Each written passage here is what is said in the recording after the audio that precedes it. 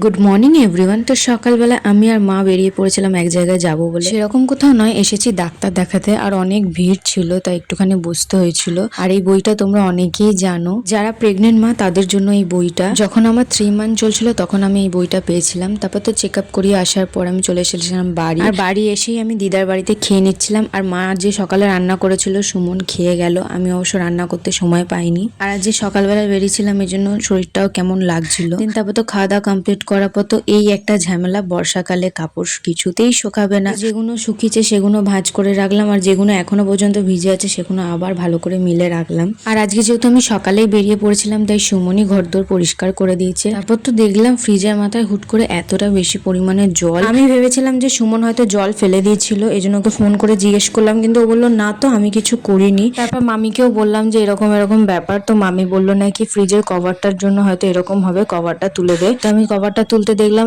এতটা পরিমাণে জল মানে শোধ করেছে, হতে পারে কভারটার জন্য। এই জন্য কভারটা তুলে আগে ভালো করে ফ্রিজগুলো পুঁছে নিচ্ছিলাম। আর আমি কোনোদিনও এরকম জানতাম না যে এরকমটা হয়। আমার মায়ের বাড়িতেও ফ্রিজ আছে কিন্তু কোনোদিন এরকমটা হয়নি, কেন হলো বুঝতে পারিনি। তো যাই হোক, কভারটা তুলে দিয়ে ফ্রিজের মাথায় যা যা জিনিস ছিল সব আবার গুছিয়ে রাখলাম। আর সকাল থেকে তো বাসনও ধোয়া হয়নি, এই জন্য রান্নাঘরটাও পরিষ্কার করে দিলাম। আর তারপর আমি স্নান করলাম। আজকে অনেক দিন পর আমি সন্ধ্যাবেলায় স্নান করেছি। তো তারপর স্নান টান করে আমি ঠাকুর সন্ধ্যে দেখিয়ে দিলাম। আর খিদে পেয়ে গেছিল তাই জল, মুড়ি আর চিনি নিয়েছিলাম। খুব একটা ভারী খাবার আমি এখন খাচ্ছি না, কারণ স্যুট করছে না। আর তোজো বললো বিস্কুট খাবে, তাই জন্য ওকে বিস্কুট দিলাম। আর এদিকে দেখো আমি ভিডিও চালু করেছি বলে ও ভাবছে নাকি আমি হয়তো কারোর সাথে ভিডিও কলে কথা বলছি, এই জন্য এরকম রিয়াক্ট করছিল। তারপর তো রাতের বেলা রুটি বানিয়ে নিচ্ছিলাম সুমনের জন্য। আর আমি নিজের জন্য রুটি বানাইনি, কারণ দুপুরবেলা ভাত ছিল আর আমি দিদার বাড়িতে খেয়েছি তাই অনেকটা ভাত ছিল। দুপুরে তো আমি রান্না করিনি, মা ডিম আলুর তরকারি পাঠিয়েছিল তো সেটা খাইনি, সেটা ছিল। আর সুমনের জন্য দুধের মাড়ি বানিয়ে দিয়েছিলাম। দেন তারপর তো ও ডিউটি থেকে চললো বাড়ি, এই জন্য ওকে খেতে দিয়ে দিলাম। আর ফ্রিজে একটুখানি ডাল ছিল সেটা গরম করে নিয়েছিলাম। আর আমি নিজের জন্য ডিম ভেজে নিয়েছিলাম আর ভাতটাও গরম করে নিয়েছিলাম। তো চলো আজকের দিনটা এভাবেই কাটালাম। সো